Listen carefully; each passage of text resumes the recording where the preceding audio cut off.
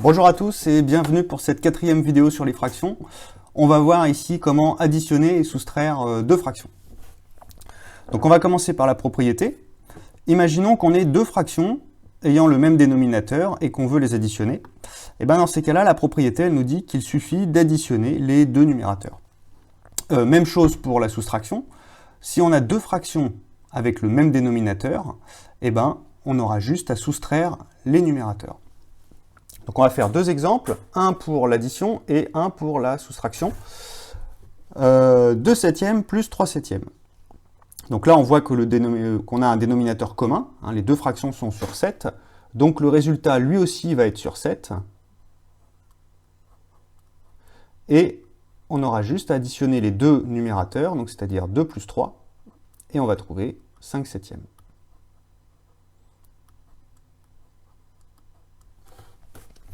Alors maintenant pour la soustraction, 8 neuvièmes moins 1 neuvième, c'est pareil, on a le même dénominateur, donc le résultat sera sur 9, et on aura juste à faire 8 moins 1 pour avoir le résultat. Donc on trouve 7 neuvièmes. Voilà. Donc ce que nous dit la propriété, c'est que pour pouvoir additionner ou soustraire deux fractions, il faut qu'on ait le même dénominateur. Quand ce n'est pas le cas, il faut se débrouiller pour que ça soit le cas. Donc, dans ces cas-là, on cherche un dénominateur commun avant d'additionner les fractions. Par exemple, 3 dixièmes plus 7 vingtièmes, on n'a pas de dénominateur en commun. Hein. La première fraction est sur 10, la deuxième fraction est sur 20. Donc, il va falloir transformer ces fractions, les écrire différemment pour qu'elles aient le même dénominateur. Donc, là, le plus simple pour que ces deux fractions aient le même dénominateur, c'est de multiplier la première fraction en haut et en bas par 2. Comme ça, ça sera une fraction qui sera sur 20. Donc on multiplie en haut et en bas par 2. Et ça va nous donner, du coup, 3 fois 2, 6. 2 fois 10, 20. Donc là, on a 6 sur 20, plus 7 sur 20. Là, maintenant, on a le même dénominateur, donc on peut additionner ces deux fractions. On va trouver 6 plus 7, 13 sur 20.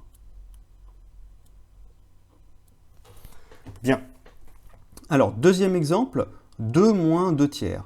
Donc là, le problème, c'est qu'on n'a même pas de dénominateur. Eh bien, c'est pas grave, on va en créer un. 2, c'est comme si on avait 2 sur 1.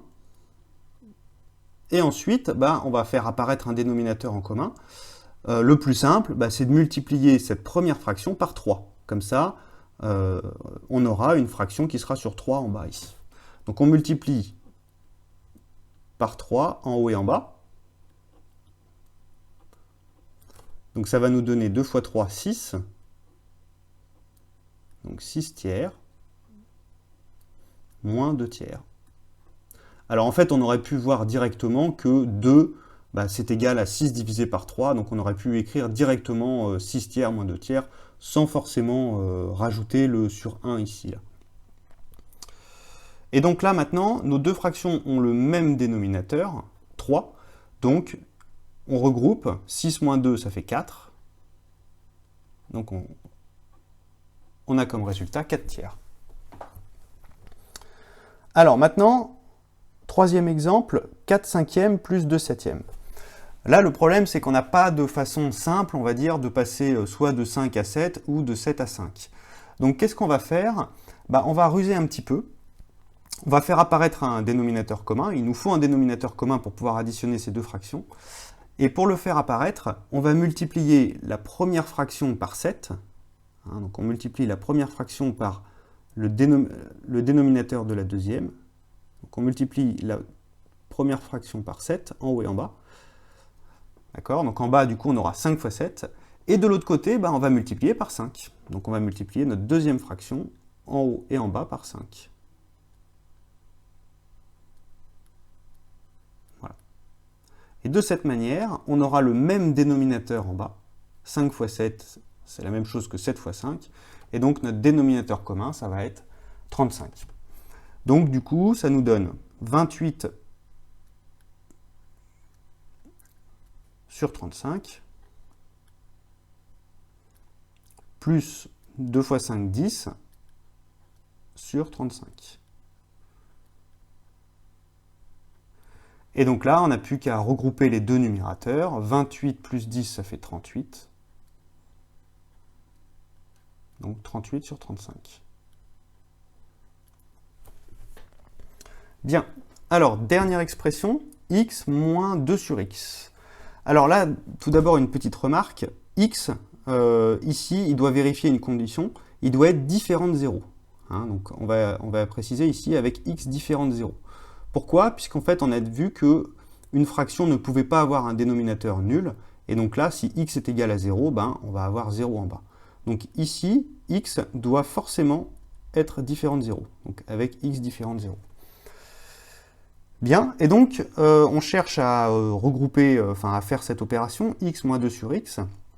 Donc c'est pareil, on va créer un dénominateur en commun. Donc x, c'est comme si on avait x divisé par 1. Et ensuite, pour avoir le même dénominateur que 2 sur x, on va multiplier en haut et en bas par x. De cette manière-là, on aura un dénominateur commun qui sera x. Donc x fois x, ça va nous donner x au carré. Donc on a x au carré sur x à gauche et 2 sur x à droite. Et donc, pareil, on a juste à regrouper x au carré moins 2 divisé par x. Donc cette égalité, elle est tout le temps vraie, à condition tout de même que x soit différent de 0. Bien, alors petit résumé. Pour additionner deux fractions, il faut qu'elles aient le même dénominateur. Dans ces cas-là, il suffit d'additionner les numérateurs. C'est la même chose pour la soustraction. Et donc, lorsqu'on n'a pas de dénominateur commun, c'est à nous d'en créer un. Et donc là, soit c'est simple, il suffit de multiplier une des deux fractions par un nombre pour que le dénominateur soit commun. Soit sinon, une stratégie, c'est de multiplier la première fraction par le dénominateur de la deuxième, et de multiplier la deuxième fraction par le dénominateur de la première.